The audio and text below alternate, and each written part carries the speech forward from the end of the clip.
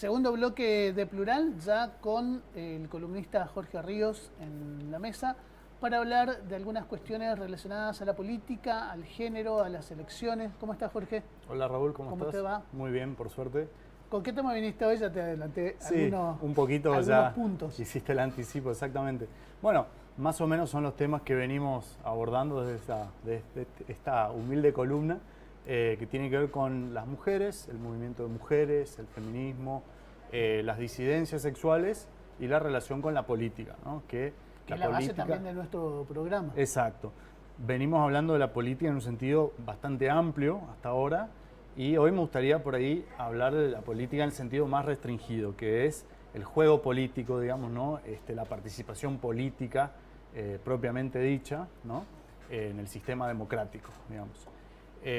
Bueno, por un lado entonces... ¿Y por qué elegí este tema si las mujeres ya votan?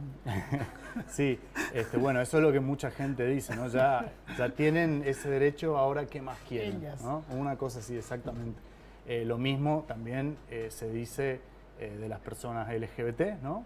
Que yo hoy digo disidencias sexuales, que es por ahí una categoría que se está usando más recientemente. Antes se hablaba por ahí inicialmente del movimiento LGBT, después se empezaron a agregar un poco más de letras, ¿no?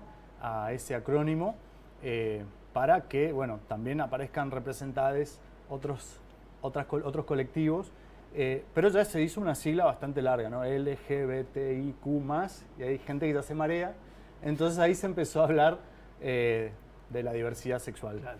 Pero la palabra por ahí diversidad no da cuenta de justamente la dimensión más política, ¿no? de la cuestión. Y cuando decimos disidencia, ahí sí hay, ¿no? Esa palabra sí da cuenta de la lucha por el poder, básicamente, ¿no? Y la lucha, los conflictos sociales que son inherentes, en realidad, a la vida social y a la vida democrática. Disidencia nos habla de estar en disidencia, de oponerse a algo, ¿no?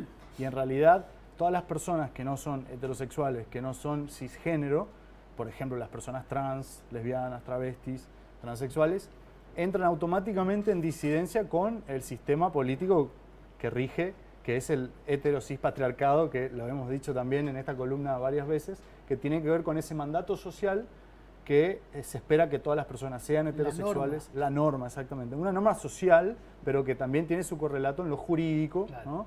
En nuestro país, en ese sentido, por suerte, hoy por hoy, tenemos ciertas leyes que garantizan algunos derechos, ¿no? de las personas que no son heterosexuales, pero sabemos que hay otros países donde hay pena de muerte, por ejemplo, para las prácticas homosexuales, por ejemplo, ¿no? Entonces, retomando un poco el hilo de la participación política, por un lado las mujeres, como decías vos, ya pueden votar, ¿no? Pero tampoco hace tanto, hace 80 años aproximadamente, que uno dice, qué loco, ¿no? Hace 80 años las mujeres había elecciones y no podían votar, ¿no? En todo este tiempo se avanzó un montón, la representación política de las mujeres avanzó relativamente, pero todavía hay un largo camino por recorrer, ¿no? Por ahí uno ve que a partir de la década de los 90 empezaron a haber algunas iniciativas más contundentes en este sentido para fomentar la participación política de las mujeres, y se vienen manejando dos estrategias básicas, ¿no? La estrategia del cupo y la estrategia de la paridad, ¿no? Entonces, el cupo fue la idea inicial, un cupo del 30% para los cargos del legislativo, ¿no? A nivel nacional, del 30%. Pero ese cupo funcionó en un inicio porque logró elevar la participación política de las mujeres en las cámaras, ¿no? de representantes, pero se terminó amesetando después de unos años, ¿no? Entonces, en las elecciones del año pasado se estrenó la ley de paridad, ¿no? en las listas para ocupar cargos legislativos a nivel nacional. Y de alguna manera esto está dando, si se quiere, mejores resultados, ¿no? El intercalar en las listas ambos géneros, ¿no? Entonces lo que se busca es que no termine por ahí siendo un techo sino un piso, claro. y muchas veces eso no ocurre, digamos, ¿no? También están quienes dicen, esa mirada patriarcal de alguna manera está en aquello de cumplo con la ley. Punto. Exacto, hasta ahí, hasta ¿no? ahí. Ya está el cupo, ya no nos preocupamos. No pidan más. Exactamente, ya tienen, ¿no? Todo lo que deberían querer pedir, ¿no? Y hay también quienes dicen que, bueno, que la paridad, así tengamos 50 y 50, ¿no? Varones, mujeres, tampoco garantiza que una agenda que de alguna manera represente realmente los intereses de las mujeres sea llevada a cabo, ¿no? Pero bueno, son estrategias, son formas de intentar, son formas legítimas de intentar que haya compensar un poco la subrepresentación, ¿no? Que hay en la política de las mujeres. Y por otro lado, bueno, y de alguna manera también me parece a mí que podemos decir que ciertas leyes que se vienen logrando son un poco un reflejo del avance también de la mano del feminismo, del movimiento de mujeres, ¿no? Como la ley Micaela, por ejemplo, ¿no? Que exige que se capacite en perspectiva de género a todos los funcionarios del Estado en sus 3 poderes. Eso es un gran avance, ¿no?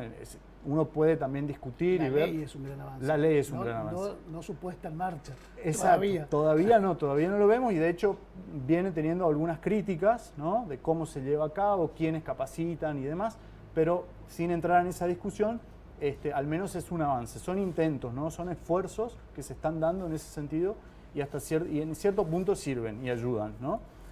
Bueno, también ayer y hoy se anunció, ¿no? Que el presidente va a enviar al Congreso el proyecto de ley de interrupción voluntaria del embarazo, y demostró el presidente Fernández siempre que fue consultado, y de hecho fue una de sus promesas de campaña impulsar esta ley, y se espera que de alguna manera, bueno, esta ley finalmente salga este año, que sería, bueno, un hito histórico también en ese sentido, ¿no? En la lucha del movimiento de mujeres.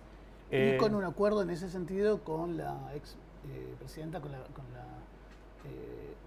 actual vicepresidenta, con Cristina, para avanzar en ese mismo sentido. Justamente Exacto. Hace un rato estuve leyendo esas informaciones. Tal cual. Bueno, y ahí me haces acordar un poco también lo que pasó con las elecciones en Estados Unidos, que por primera vez tienen una vicepresidenta, ¿no? Y bueno, nosotros ya hemos tenido en Argentina una presidenta, ¿no? Y ahora actual vicepresidenta. Bueno, la paridad también, si hablamos de paridad, hay que traer a la mesa la cuestión de la Convención Constituyente de Chile, que va a ser la primera en la historia en trabajar con la paridad. En trabajar en paridad, exactamente.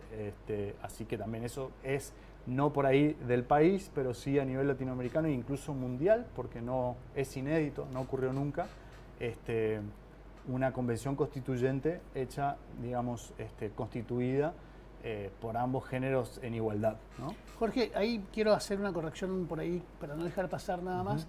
Cristina Fernández fue la primera presidenta electa. Claro, democráticamente.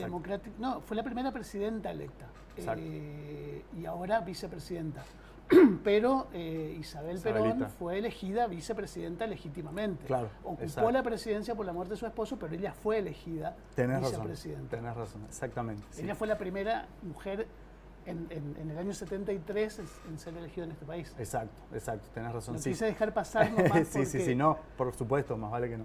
Bien, y por otro lado, tenemos, bueno, lo que son las disidencias sexuales, que hace un rato decíamos por qué hablamos de disidencias sexuales, y también, ¿no? En el mismo sentido, y hasta hilando un paralelismo con lo que veníamos diciendo con respecto a las mujeres, también vemos un incremento de la participación política de personas LGBT.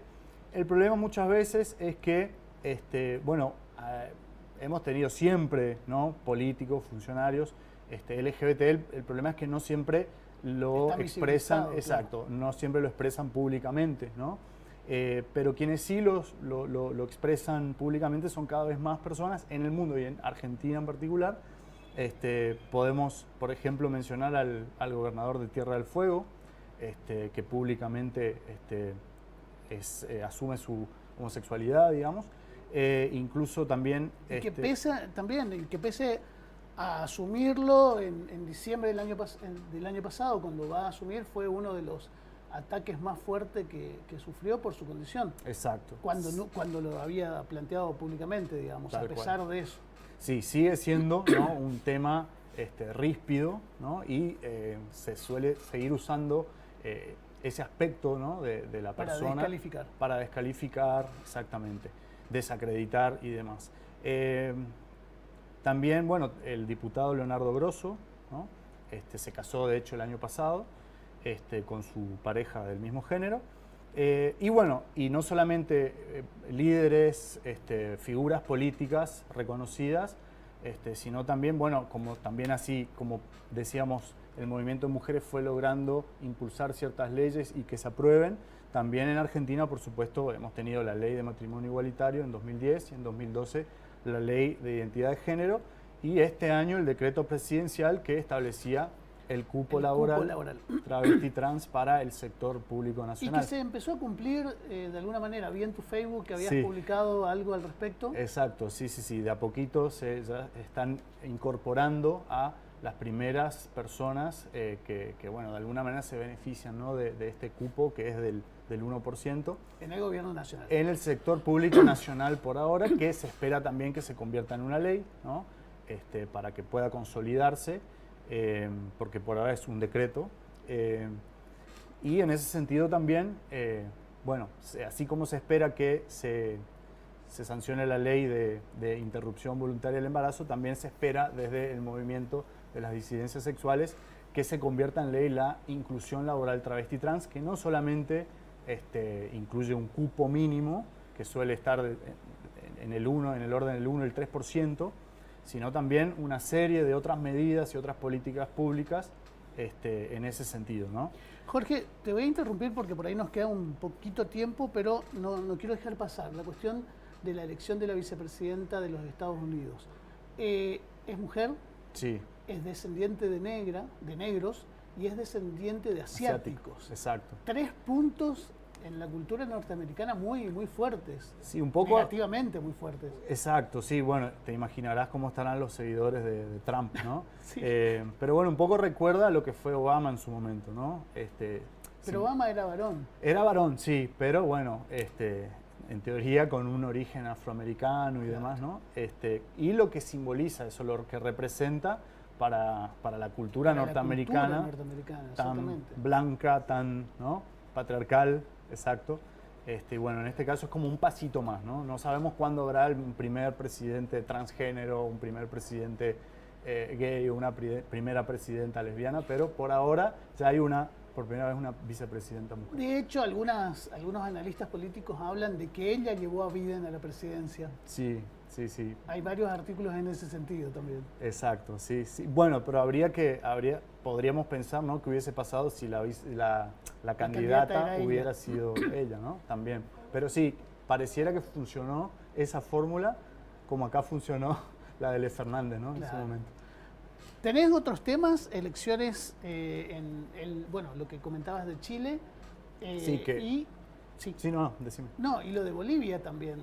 Una cuestión que por ahí no dejemos pasar en una cultura extremadamente machista también. Los pueblos andinos son muy fuertes en esa mirada. Con yo la llamo de esta manera, ¿no?, una usurpadora que estuvo un año al frente del gobierno con la Biblia, con la iglesia, con el ejército, digamos, y bueno, finalmente esa fórmula de varones que vuelve a triunfar, pero relacionado al MAS con el movimiento del socialismo de Evo Morales, que tiene también una fuerte participación con las mujeres.